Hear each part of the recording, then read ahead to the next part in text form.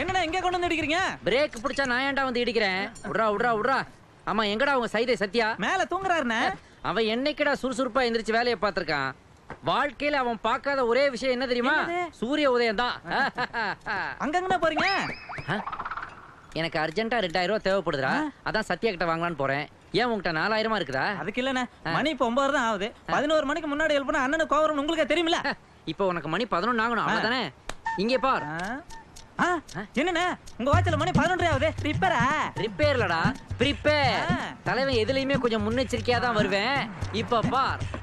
சத்யா சத்யா சத்யா, ஆடாடாடா, இங்க பாரு, ஒரு கோத்ரேஜ் பீரோவே கவுந்து கிடக்குது. இவனை எழுப்புறது ஒரு கூட்டத்தையே கலைக்கிற மாதிரி. சத்யா எந்திரி, மணி காலையில 11 ஆச்சு. என்ன இன்னும் தூக்கம்? எந்திரி, எந்திரிச்சு பல்லு விளக்கு. ஆமா, இங்க பாரு. ஏண்டா நீ டியூட்டிக்கு போல இங்க வந்திருக்க? அது ஒண்ணும் இல்ல சத்யா. போன வாரம் என்னோட பர்த்டே பார்ட்டி இங்க கொண்டாடினேன் இல்லையா? நீ கூட 17 பீர் அடிச்சியே. அதுல கொஞ்சம் எக்ஸ்பென்சஸ் ஜாஸ்தி ஆயிடுச்சு. ஃபைனான்ஸ் கொஞ்சம் டைட்டா இருக்குது. நீ தான் வசூல் பண்ணனாச்சே. வசூல் பண்ணிடுவேன். இந்த ஹெல்மெட் மேட்டர் கூட கரெக்ட் பண்ணலாம்னு நினைச்சேன். ஜனங்க சட்டத்தை மதிக்க ஆரம்பிச்சிட்டாங்க. நான் என்னப்பா பண்ண முடியும்? அதான் உங்ககிட்ட வந்தேன். ஒரு 2000 ரூபாய், ஜஸ்ட் 2000 கொடுத்தீங்கன்னா திருப்பி கொடுத்துருவேன். யாருக்கு தெரியும், கொடுத்தாலும் கொடுப்பேன்.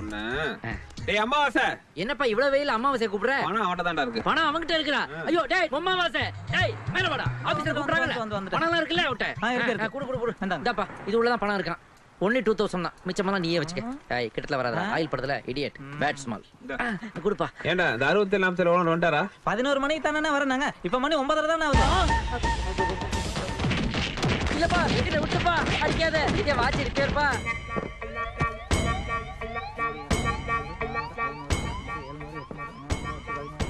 டாடி, மம்மி, ஐயோ முடியலையே. இந்த அடி அடிச்சுட்டு குழந்தை மாதிரி மறுபடியும் தூங்குறானேடா.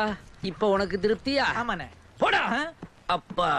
பேரன்பு கொண்ட பெரியோர்களே, தாய்மார்களே, முன்னாள் அமைச்சரும் தொழிலதிபருமான அண்ணன் டிவிஆர் அவர்கள் வடபழனியில் உள்ள காந்தி மார்க்கெட்டில் காந்தி சிலையை திறந்து வைக்க இருக்கிறார்.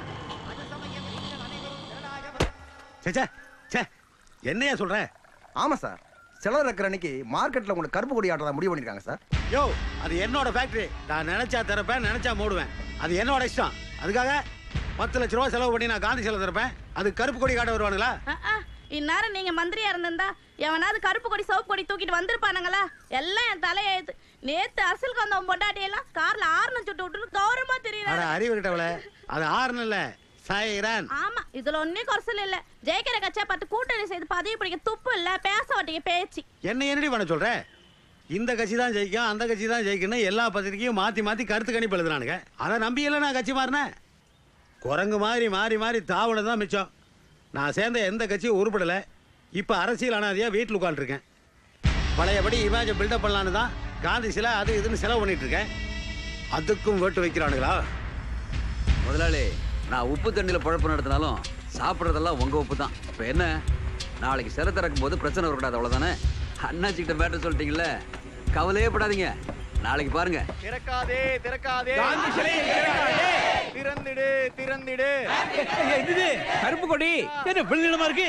மலைக்கு போற வேட்டி உருட்டி வச்சியா? பெருசு, நீ பெருசா இருந்துட்டு சிறுசா கொடி பிடிக்கும் போது நான் சிறுசா இருந்துட்டு பெருசா கொடி பிடிச்சா என்ன தப்பு? என்ன புரியலையா? நீ பெருசா இருந்துட்டு ஒழிக ஒழிக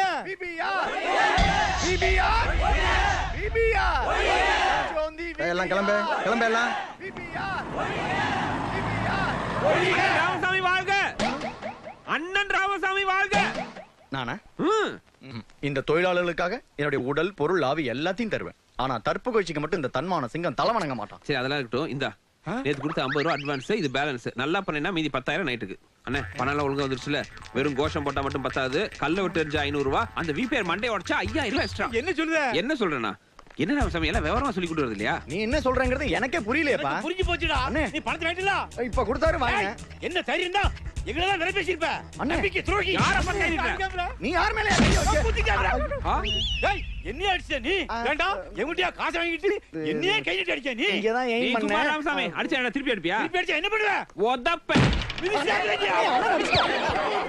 ஏய், ராமசாமி அடிச்சு கொல்லுங்கடா. எப்பா நாச்சு ராமசாமி மேல கையை வச்சீங்க, பின்னி பொலி போட்டுருவேன். போங்கடா.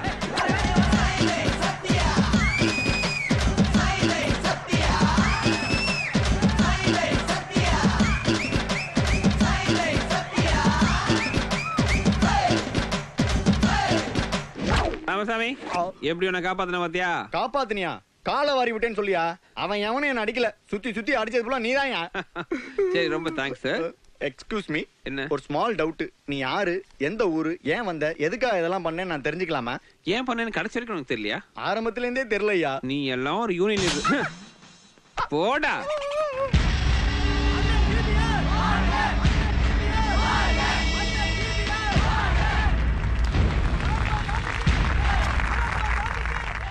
எனக்கு வன்முறையில நம்பிக்கையே கிடையாது. இப்ப நீங்களே பார்த்துட்டு இருந்தீங்க, எனக்கு எதிராக கருப்பு கொடி காட்ட வந்தாங்க, அவங்களுக்குள்ளேயே சண்டை போட்டாங்க, கலைஞ்சு போயிட்டாங்க. இதெல்லாம் திரும்பவும் நான் அரசியல்ல தலையெடுத்துடணும்னு பயப்படுறேன், என் எதிரியை பண்ற வேலை. ஆனா அதை பத்தி நான் கவலைப்படுறதே இல்லை. ஏன்னா என் மனசுல எப்பவும் காந்தி தான் இருக்காரு. இந்தாடா சத்யா, வச்சுக்க. வரண்ணாச்சே. எஸ்கே வட்டாடா. வணக்கம் நாச்சே. என்ன நாச்சு 5000 ரூபாய் பெறாத வேலைக்கு 20000 ரூபாய் கொடுக்குறீங்க? அனுபவிட்ட விடுறா. இசக்கே, நம்மள மாதிரி ஆளுங்கெல்லாம் தாதா தான் ஆக முடியுமே தவிர தாத்தா ஆக முடியாது. ஏன் தெரியுமா? ஆயுசு கம்மி. ஒண்ணு போலீஸ்காரன் போட்டு தள்ளுவான், இல்ல நமக்கு பிடிக்காதும் போட்டு தள்ளுவான். இருக்கிற வரைக்கும் அனுபவிக்கட்டுமே. அழாதம்மா, காசை கொடுத்தா தானே கேஸ் நகரும். இப்பதானே காசை கொடுத்துருக்கேன், கொஞ்சம் பொறுமையா இரு. என்ன உதயமூர்த்தி சார், வண்டி ஏகமா சவுண்ட் விடுது. சின்ன ரிப்பேரு, சாயந்தரமா மெக்கானிக் ஷெட்ல விடலான்னு இருக்கேன். உங்களுக்கு இருக்கிற திறமைக்கு நீங்க தினம் ஒரு ஃபாரின் கார்ல வந்து இறங்கலாம். அதை விட்டு பொதுநல வழக்குன்னு ஒரு பைசா பெறாத கேஸெல்லாம் எடுத்துக்கிட்டு இப்படி ஓட்ட ஸ்கூட்டர்ல வந்து இறங்குறீங்களே சார். சார், இந்த வண்டி என் வேர்வையில வாங்கினது, கட்சிக்காரங்களுடைய கண்ணீரிலோ சாபத்திலேயோ வாங்கினது இல்ல. அது அப்படித்தான் இருக்கும். I am sorry sir. வாழ்க வளமுடன். யுவர் ஆனர், முதல் நாள் என்கிற இவரு கட்டடம் கட்டுறதுக்காக கார்பரேஷன்ல பர்மிஷன் வாங்கும் போது 4 மாடி தான் கட்டுவேன்னு எழுதி கொடுத்துருக்காரு. அந்த மண்ணோட தன்மையை பொறுத்த வரைக்கும் 4 மாடிக்கு மேல கட்டினா அந்த கட்டடம் எப்ப வேணாலும் இடிஞ்சு விடலாம். ஆனா இவர் ரூல்ஸை எதையும் ஃபாலோ பண்ணாம அந்த இடத்துல 6 மாடி கட்டியிருக்காரு. கார்பரேஷன் ரூல்ஸ் அண்ட் ரெகுலேஷனை மீறி கட்டப்பட்ட அந்த 2 மாடியை உடனடியா இடிக்கிறதுக்கு உத்தரவிடணும். That's all your honour.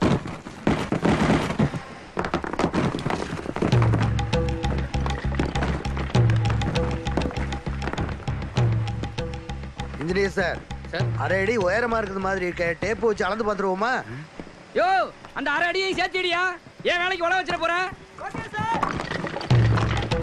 Okay sir. Thank you. சேட்டு, சட்டங்கிறது எல்லாருக்கும் பொதுவானது. அதை மீறி யாரும் எதையும் செய்யக்கூடாது. மனித உரிமை கமிஷன்ல கேஸ் போடு. சேட்டு மூஞ்சில காரி துப்பிட்டான்.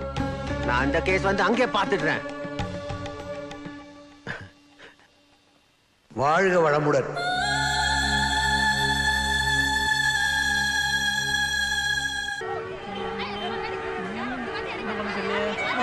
கத்தாதீங்கம்மா.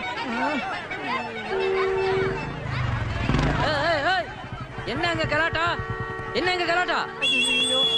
தள்ளு தள்ளு தள்ளு. ஏய், என்னடா அம்மாவாசை, என்ன இங்க நிக்கிற? ஆக்சிடென்ட்டாடா? ஆக்சிடென்ட்லாம் ஒண்ணு இல்லண்ணே. நேத்து நைட் பார்க்கு இந்த ஓட்ட வண்டி எடுத்துட்டு போய் 2 பேரும் தண்ணி அடிச்சோம். வர்ற வழியில கார் ரிப்பேர் ஆயி போச்சு. அண்ணன் பிளாட் நல்லா தூங்கிட்டு இருக்காரு. இப்ப என்ன பண்றது புரியல. தூங்குனா என்னடா? பொதுமக்கள் டிஸ்டர்ப் ஆகுறாங்கல்ல. சத்யாவை எழுப்ப வேண்டியதானே? டேய் சத்யா. ஏன்டா? மணி 10 தானே ஆகுது. நல்ல வேலைடா காஷன் பண்ண. இதுக்கு என்ன பண்ணலாம் இப்போ? இதுக்கு ஒரே வழிதான் இருக்கு. என்னென்ன வழி? நோ வழி. போங்க போங்க, இந்த பக்கம் வழி கிடையாது. எல்லாரும் யூ டர்ன் எடுங்க. போங்க. உன்னை தான்டா சார் மேட்ரு. வண்டி ஏன் திரும்பி போக சொல்றீங்க? அந்த பக்கம் ஒரு கொடும்பாவி எரிக்கிறாங்க. கொஞ்ச நேரத்துல உன் ஆட்டோ எரிக்க போறாங்க. நிக்க போறியா? போயா போ. அம்மா, ஏன் சார் டிராபிக் எல்லாம் திருப்பி விட்டுட்டு இருக்கீங்க? என்ன ப்ராப்ளம்? இன்னும் கொஞ்சம் முன்னாடி வந்தா எனக்கு ப்ராப்ளம். இப்போதைக்கு இதோ இருக்கான் பாருங்க, இவன் தான் ப்ராப்ளம். இவனா தூங்கி எந்திரிச்சு காரை ஓட்டிட்டு போற வரைக்கும் இந்த பக்கம் no way, you go away. Mister, டிராபிக்கை கிளியர் பண்றதா உங்க வேலை. ஓ, ரூல்ஸ் பேசுறீங்களா? போலீஸ் கிட்டே சட்டமா சார்? முதல்ல உங்ககிட்ட லைசென்ஸ் இருக்குதா? இந்த வண்டிக்கு ஆர்சி புக் இருக்குதா? இன்சூரன்ஸ் ரினியூ பண்ணிருக்கீங்களா? இந்த 3 கேஸ்ல ஏதாவது ஒண்ணுல போட்டு உங்க ஃபியூஸ புடுங்கிறதுக்கு முன்னாடி எஸ்கேப் ஆகி ஓடி போயிருக்காமா? ஓ, அமௌண்டா பொதுவா வாங்குறது தான் பப்ளிக் பிளேஸ் ஆகி போச்சு. இங்க தான் தெரியாத ஆளா இருக்காரு. ஓ, அவனை எழுப்ப போறீங்களா? குடுப்பான், நல்லா வாங்குடி. சார், வீடியோ எடுக்கிறீங்களா சார்? உங்க கண்ணாடி, தோல்ல தூங்குற பையி, ஓட்டிட்டு வந்த ஸ்கூட்டர், இத பாக்கும்போதே எனக்கு தெரியும் சார் நீங்க சினிமா சம்பந்தப்பட்ட ஒருத்தர் தான் சார். ஹீரோவுக்கு ஆள் தேடுறீங்களா சார்? அவன் பார்க்கதான் சார் ஹீரோ மாதிரி இருப்பான். நான் தான் ஹீரோ மாதிரி நல்லா டயலாக் பேசுவேன் சார். சார் கேமரா இப்படி திருப்புங்க சார், இப்படி திருப்புங்க சார். நடிச்சு காட்டட்டுமா? வரி, வட்டி, திரை, கிஸ்தி. யாரை கேட்கிறாய் வரி? எதற்கு கொடுக்க வேண்டும் கிஸ்தி? வானம் பொழிகிறது, பூமி விளைகிறது, நாங்கள் ஏன் கொடுக்க வேண்டும் வரி? எங்களுடன் வயலுக்கு வந்தாயா? ஏற்றம் இறைத்தாயா? அல்லது நீர் பாய்ச்சி நெடுவேல் தான் நிறைய கண்டாயா?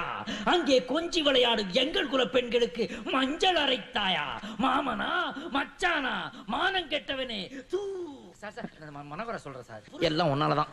நான் தான் தூங்குன, நீ அப்படி பேசுன? ஜோடி நம்பர் 1 ஆள் எடுக்கிறாங்களோன்னு வீரவசனம் பேசிட்டேன். கடைசியில் இப்ப ஜோடி அணிக்க வச்சிட்டாங்க. வெளியே வா மவனை வச்சிருவோம். என் தாய் அன்பின் பிறப்பிடம்.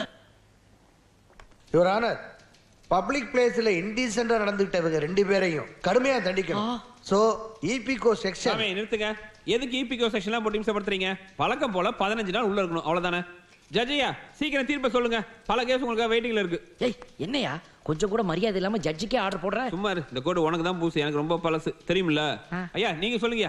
அப்ப ஜெயிலுக்கு போறதுல உங்களுக்கு எந்த வருத்தமும் இல்ல? ஐயா நம்ம ஃப்ரெண்ட்ஸ்ல வர பாதி பேர் ஜெயில தானே இருக்கிறானுங்க. இதுல ஜெயில வர புழலுக்கு மாத்திட்டாங்களா? நல்ல காத்தோட்டமா இருக்கான். சிக்கன் வேற வாரத்துக்கு ஒரு தடவை போடுறாங்களா? இதுல வருத்தம் வர்றதுக்கு என்னங்க இருக்கு? ஐயா இவனுக்கு வேணா வருத்தம் இல்லாம இருக்கலாம், ஆனா எனக்கு பயங்கர வருத்தமா இருக்குதுங்கய்யா. இவன் என் நண்பன் தான், ஆனா பொறுக்கி வேற போலீஸ் வேறன்ற நீங்க சரியா புரிஞ்சுக்கணும். அதனால தீர்ப்பு எழுதும் போது தனித்தனியா தான் எழுதணும். ஆமா சொல்லிவிட்டேன். ஓஹோ, எனக்கே ஆர்டர் போடுறியா நீ? ஐயா அப்படிலாம் ஒண்ணும் இல்லையா. என்னப்பா வாயை திறந்தாலே வம்பா இருந்தப்பா.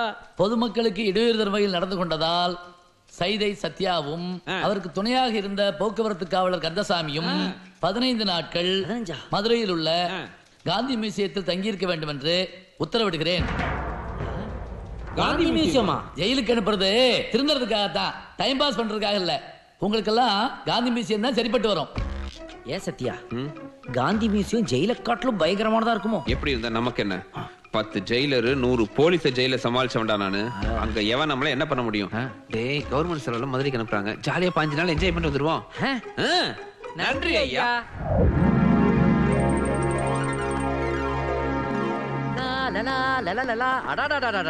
காந்தி மியூசியம் வந்து ஏதோ பாழடைஞ்ச பழைய பில்டிங் நினைச்சேன். 5 ஸ்டார் ஹோட்டல் மாதிரி இருக்க.